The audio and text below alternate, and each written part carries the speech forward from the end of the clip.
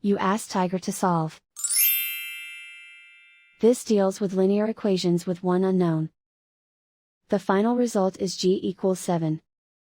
Let's solve it step by step. Simplify the expression. Simplify the arithmetic. Group all constants on the right side of the equation. Add 3 to both sides. Simplify the arithmetic.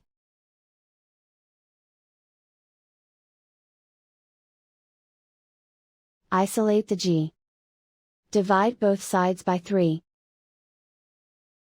Simplify the fraction. Find the greatest common factor of the numerator and denominator. Factor out and cancel the greatest common factor. And so the final result is g equals 7.